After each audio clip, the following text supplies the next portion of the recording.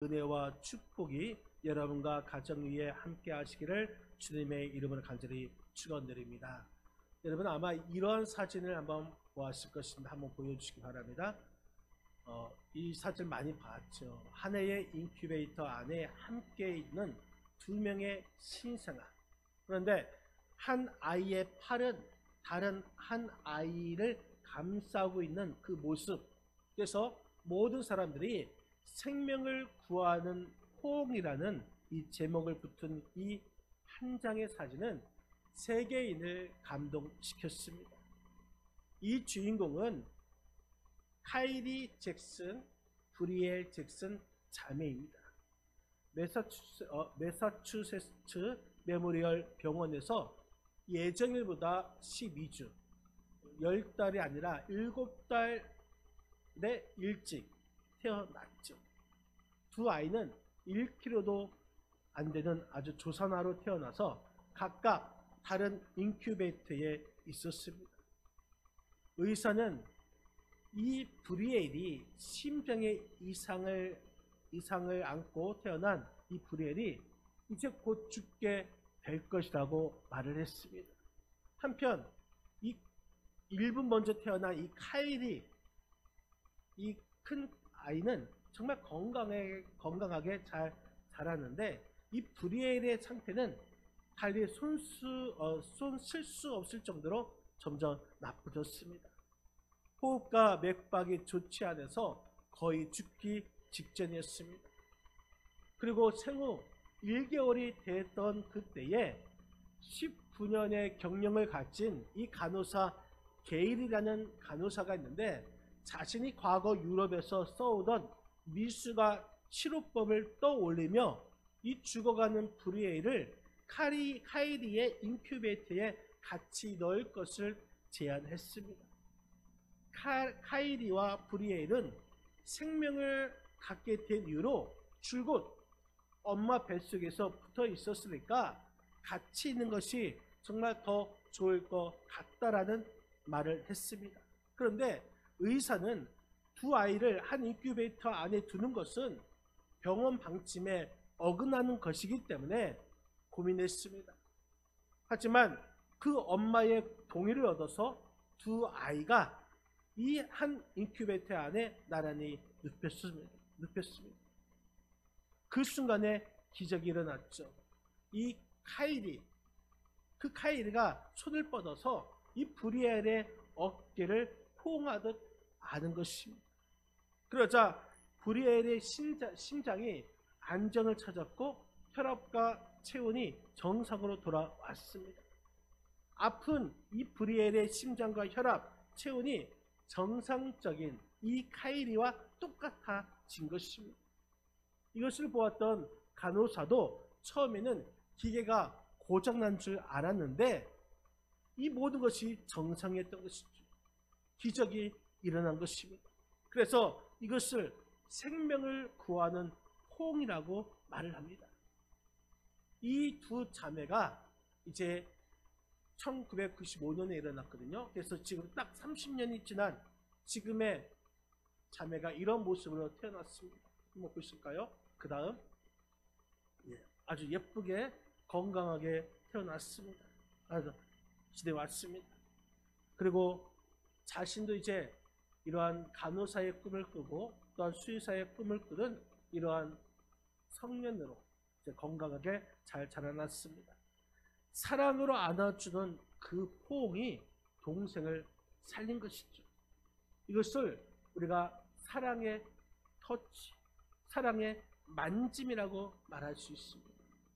여러분, 사랑의 터치, 이 사랑의 만짐은 사람을 살리는 것입니다. 100마디 위로의 말보다 이 사랑의 터치의 힘은 타고납니다. 우리가 서로 손을 잡아주고 또 어깨를 두드려주고 포옹을 하고 또 눈을 맞춰주는 것, 이것도 하나의 사랑의 터치가 되는 것입니다. 여러분, 우리 모두가 한 가족이기에 우리 가정에서 여러분 하루에 한 번 이상 또 가족끼리 안아주고 쓰다머주고 또 입 맞춰주고 이 모든 터치를 함을 통해서 우리 가정을 살리고 또 우리 모두가 살게 되는 것입니다. 여러분, 이 사랑의 터치, 이 사랑의 만짐이 이만큼 중요한 것이죠. 저와 여러분 속에 이 시간 주님의 사랑의 터치가 이 시간에 임하시기를 주님의 이름을 간절히 축원드립니다. 더 나아가서 이 추석 명절을 맞이하면서 온 가족이 주님 안에서 사랑을 체험하고 또 주님을 만날 수 있는 귀하고 복된 이 추석 명절이 되시기를 주님의 이름으로 간절히 축원드립니다. 어느 잡지사에서 80세 이상 장수하고 행복하게 사는 노인들을 대상으로 조사를 하였는데 그들에게는 세 가지 공통점을 발견하게 되었다는 것이죠. 첫 번째는 매사에 긍정적인 사고를 가지고 살아갔다는 것입니다. 두 번째는 열심히 일을 하고 보람을 느꼈다는 것이죠. 세 번째가 사랑을 주고 받으며 살았다는 것입니다. 그러기에 부부가 함께 장수하며 살아가게 된다는 것이죠. 여러분, 마태복음 22장 37절에서 40절 말씀을 보면은 딱 두 가지로 요약할 수가 있습니다. 하나는 하나님을 사랑하는 것이고 두 번째는 이웃을 사랑하는 것입니다. 여러분, 그렇습니다. 하나님의 관점으로 볼 때 이 땅을 살아가는 동안에 가장 중요한 것은 바로 사랑이라는 것입니다. 우리의 인생을 살아가는 동안에 가장 중요한 것이 또 가장 중요한 기준이 바로 사랑이라는 것이죠. 여러분, 고린도전서 13장에 있는 말씀, 이 말씀을 보면은 우리가 더 분명하게 깨달을 수가 있습니다. 고린도전서 13장을 우리는 사랑장이라고 말을 합니다. 그리고 고린도전서 12장 그 앞장은 은사장이라고 말합니다. 이 고린도전서 12장에는 많은 다양한 은사들이 펼쳐져 있습니다. 특히 고린도전서 12장 28절에서 31절 말씀을 보면은 많은 은사를 이야기하고 있는데 그 중에서 훨씬 더 중요하고 더 좋은 은사가 있는데 그 은사가 바로 13장으로 넘어갑니다. 그 13장이 바로 사랑이라는 것이죠. 사랑이 제일 중요하다는 것입니다. 그 중에 제일은 사랑이다. 은사 중에 중요한 은사는 사랑이라는 것입니다. 여러분, 고린도 교회는 성령의 역사가 많이 나타나는 교회였습니다.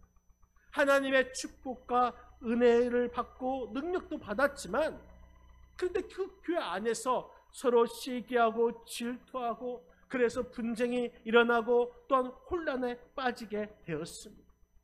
그래서 사도 바울은 하나님의 모든 은사와 능력도 중요하지만 그보다 더 중요한 것은 사랑이라고 말하고 있는 것입니다. 천사의 말을 하고 다른 사람보다 큰 일을 하더라도 사랑이 없으면 아무것도 아니고 더 나아가 믿음, 소망, 사랑 이 중에 가장 중요한 것은 그 중에 제일은 사랑이라고 하였습니다. 여러분, 그렇습니다. 사랑이 중요합니다. 사랑이 가장 중요합니다. 그렇다면 사랑이 중요한 이유가 무엇일까요? 여러분, 사랑 없는 삶은 가치가 없기 때문인 것입니다. 오늘 한번 본문 1절에서 3절 말씀을 한번 다 같이 한번 읽도록 하겠습니다. 1절에서 3절입니다. 내가 사람의 방언과 천사의 말을 할지라도 내가 예언하는 능력이 있어 모든 비밀과 모든 지식을 알고 또 산을 옮길 만한 모든 믿음이 있을지라도 사랑이 없으면 내가 아무것도 아니요 내가 내게 있는 모든 것으로 구제하고 또 내 몸을 불사르게 내어 줄지라도 사랑이 없으면 내게 아무 유익이 없느니라. 아멘.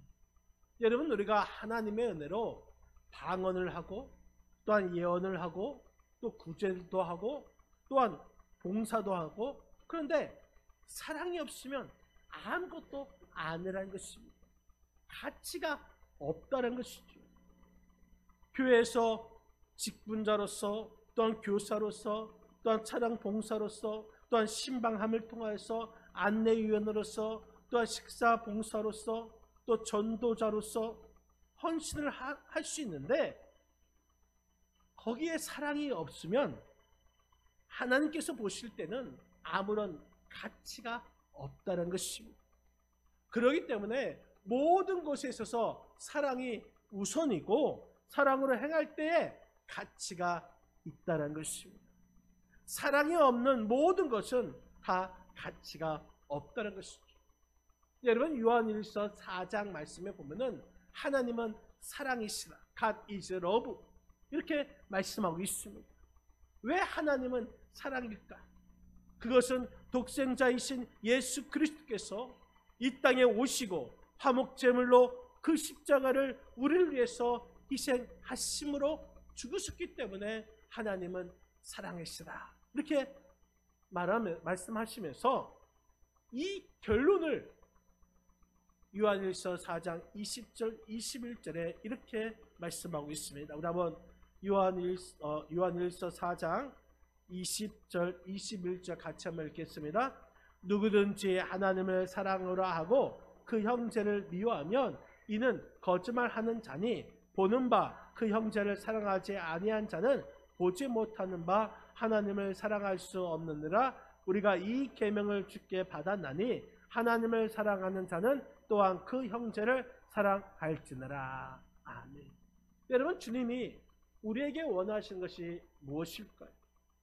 십자가에 죽으신 주님을 사랑하는 자. 그렇다면 그 주님을 사랑하는 자는 형제를 사랑해야 한다는 것입니다. 당시 종교적인 지도자라고 말할 수 있는 제사장들, 레위인들은 하나님을 사랑한다 말하였습니다. 그런데 그들은 행동은 그렇지 않았다는 것이죠. 겉으로 보기에는 구제도 철저하게 규칙적으로 했습니다. 그런데 그들의 구제의 진정한 동기는 사랑이 아니라 자신의 의를 나타내고자 하는 자기 증명용이라고 말할 수가 있었던 것이죠. 예수님은 사랑이 없는 구제를 한 그 바리새인들을 책망하셨습니다. 여러분, 그러면서 사랑은 어떻게 해야 되는가? 마태복음 6장 2절에서 4절 말씀을 보면은 오른손이 하는 일을 왼손이 모르게 하라. 은밀한 가운데 보시는 하나님께서 갚으시리라 말씀해 주셨습니다. 여러분, 사랑이 없는 모든 삶은 아무 가치가 없는 것이죠. 여러분, 우리가 이솝 우화 중에 깊은 강물이 흐르는 좁은 다리 위에서 만나는 두 마리의 이 염소 이야기를 잘 알고 있을 것입니다. 두 마리 염소가 아래로 깊은 강물이 흐르는 좁은 다리 위에서 만났는데, 그들이 서로 양보하지 않고 서로 먼저 건너가기 위해서 둘 다 싸우다가 아래로 떨어져 죽었다라는 이야기인 것이죠. 여러분, 이 여기에서 좋은 방법은 어떤 것입니까? 한 마리가 엎드리고 다른 한 마리는 그 위를 지나가면 둘 다 무사할 수 있는 것입니다. 서로가 거슬리는 불협 화음을 내느니 차라리 내가 조금 손해봐도 또 양보하는 것이 더 낫습니다. 서로 양보하고 사랑하는 삶, 우리는 이것을 배워야 하는 것이고 또 우리는 이대로 살아가야 하는 것입니다. 여러분들은 과연 어떠한 사람입니까? 사랑의 사람이 되시기를 바랍니다. 여러분, 우리 주님은 여러분들이 사랑하는 그 모습을 보고 싶어 합니다. 또 이 사랑은 정말 세상에서 가장 가치 있는 삶이라고 할 수가 있습니다. 사랑이신 우리 주님이 서로 사랑하며 살기를 원하심을 깨닫고 또 우리가 서로 사랑하는 것이 하나님께서 원하시는 삶이고 또 좋아하시는 삶이고, 아니 이 땅에 있는 세상 사람들도 서로 사랑하는 것을 좋아하고 있습니다. 이 사랑이 가장 중요한 것이죠. 그렇다면 우리는 이 땅에 어떻게 사랑하며 살아가야 할까요? 오늘 본문 4절 말씀을 한번 같이 한번 읽겠습니다. 4절입니다. 사랑은 오래 참고 사랑은 온유하며 시기하지 아니하며 사랑은 자랑하지 아니하며 교만하지 아니하며. 여러분 그렇습니다. 사랑은 오래 참아야 합니다. 여러분 내일이 추석 명절인데 늘 명절 이후에 이혼하는 부부가 많다는 것이죠. 그래서 명절 이혼이라는 말까지 생겨났죠. 명절에 본가에 내려가는 문제, 또한 음식 장만 문제, 또한 부모님 선물에 대한 문제, 이런 것들로 인해서 스트레스를 받고 또 그래서 다투게 되고, 그래서 이 다툼과 불만을 참지 못하여서 폭발하여서 이혼까지 가게 되는 것입니다. 여러분 사랑은 오래 참는 것입니다. 누구처럼? 예수님처럼 오래 참아야 하는 것입니다. 또한 사랑은 온유함이 있어야 되는 것이고 시기하는 자가 되지 말아야 합니다. 사랑한다면서 싸우고 다투고 질투하면 그것은 진실한 사랑이 아니라 거짓된 사랑인 것이죠. 창세기 4장 말씀에 보면은 하나님께서 가인과 아벨의 제사를 보시고 동생 아벨의 제사를 받으셨고 가인의 제사는 받지 아니하십니다. 그때에 형 가인 마음속에 내 제사를 받지 아니하였고 동생의 제사를 받았다라는 분노가 일어납니다. 시기가 일어납니다. 질투가 일어납니다. 그래서 아벨을 죽이고 맙니다. 형제 사이임에도 불구하고 사랑이 없으니 경쟁과 분쟁과 질투심만 있으니 결코 죽이는 비참한 사건으로 나타나게 되는 것입니다. 잠언서 14장 30절 말씀을 보면은 이런 말씀이 있습니다. 한번 우리 잠언서 14장 30절 같이 한번 읽겠습니다. 평온한 마음은 육신의 생명이나 시기는 뼈를 썩게 하느니라. 여러분 시기하고 질투하면 자신의 뼈를 썩게 하고 병들게 한다는 것입니다. 시기하는 사람 또한 싸나운 사람 다투는 사람들은 이 민수기 12장 8절과 10절 말씀에 보면은 나병에 걸린다고 했습니다. 그리스 속담에 시기는 자살하는 행위이다라고 했습니다. 여러분 그러니 우리가 시기하는 대신에 사랑을 더 하시고 또한 질투하는 대신에 사랑을 더 하시고 또한 분노하는 대신에 사랑을 더 하시기를 바랍니다. 분노, 시기, 질투 이것은 내 인생을 서서히 죽이는 자살 행위가 되는 것입니다. 여러분 사랑은 온유함 있고 시기하는 자가 되지 말아야 하는 것입니다. 또한 사랑은 자랑하지 아니하며 교만하지 아니한다 했습니다. 그렇습니다. 사랑한다면 자랑하지 말아야 되는 것이고 교만해서는 안 됩니다. 여러분 하나님께서 자랑하는 자, 교만한 자를 얼마나 싫어하는가. 이 성경에 무서운 말씀이 있습니다. 시편 12편 3절 말씀을 한번 보시겠습니다. 시편 12편 3절 같이 한번 읽겠습니다. 여호와께서 모든 아첨하는 입술과 자랑하는 혀를 끊으시리니. 여러분 함부로 자랑하고 또 함부로 아첨하고 그러다가는 혀가 잘릴 수 있다는 것입니다. 왜 하나님께서 이처럼 자랑하는 자, 교만한 자를 싫어하실까? 이 모든 일을 자기가 했다고 생각했기 때문인 것입니다. 자기가 돈 많이 번 것, 내가 잘생겼다고 생각하는 것, 내가 이렇게 건강한 것, 우리 자녀가 잘 되는 것, 사업에 성공한 것, 시험에 합격한 것, 내가 직장이 승진한 것, 이 모든 것이 나 자신이 잘해서 그랬다고 생각하기 때문인 것이죠. 여러분 그러나 이 모든 것은 내가 잘한 것이 아니라 하나님의 은혜임을, 하나님의 선물임을 우리는 알아야 할 것입니다. 그렇기 때문에 자랑하지 말고 하나님께 감사를 해야 하는 것입니다.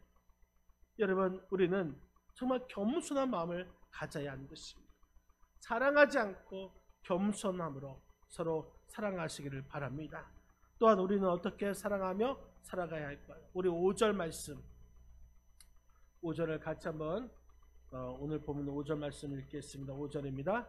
무례히 행하지 아니하며 자기의 유익을 구하지 아니하며 성내지 아니하며 악한 것을 생각하지 아니하며. 여러분, 사랑한다면 예의를 잘 갖춰야 할 것입니다. 사랑은 내 자신보다 상대방을 더 생각하는 것입니다. 그래서 상대방을 이해하면서 분노, 성을 내지 아니하고 악한 행동도 하지 아니하며 말을 함부로 하지 않고 자신의 유익을 구하지 않는 것입니다.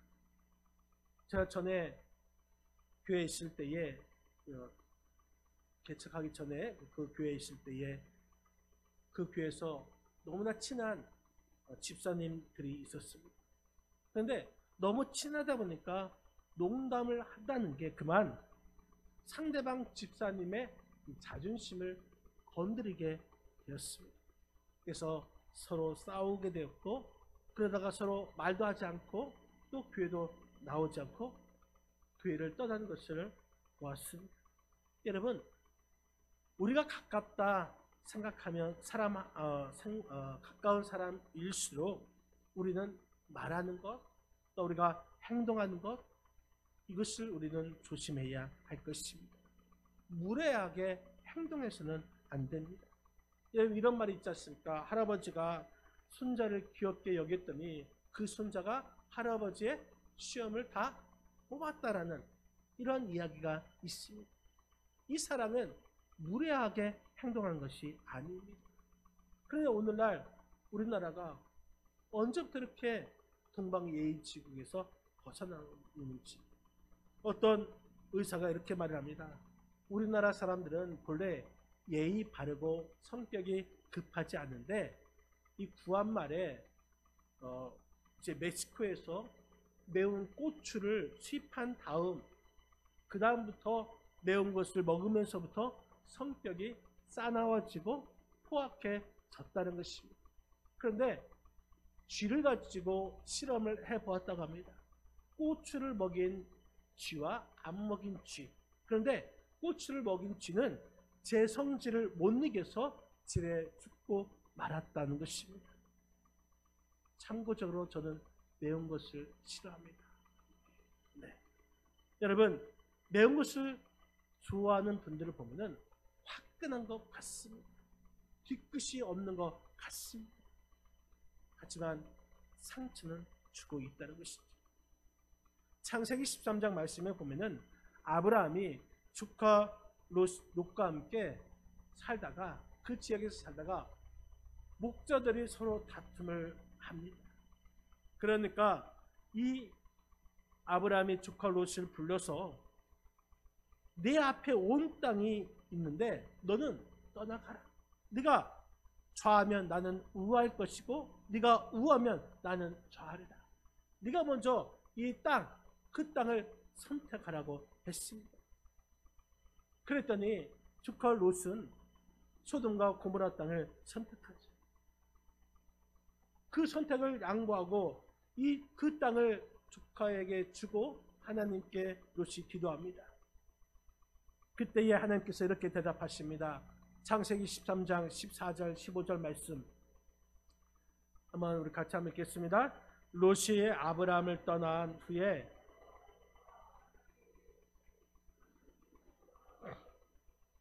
북쪽과 남쪽 그리고 동쪽과 서쪽을 바라보라. 보이는 땅을 내가 너와 내 자손에게 주리니 영원히 이르리라. 아브라함은 하나님을 선택하고 롯은 고모라와 소돔을 선택합니다. 결국 소돔과 고모라는 멸망을 심판을 받았지만 아브라함은 하나님과 함께 자손이 번창하는 축복을 받은 줄 믿으시기 바랍니다. 여러분, 사랑한다면 양보할 수 있어야 한다는 것이죠. 자신의 유익보다 상대방의 유익을 더 구해야 합니다. 다른 사람의 유익을 구하는 것이 성공의 길이고 행복의 길이고 복을 받는 길인 줄 믿으시기 바랍니다.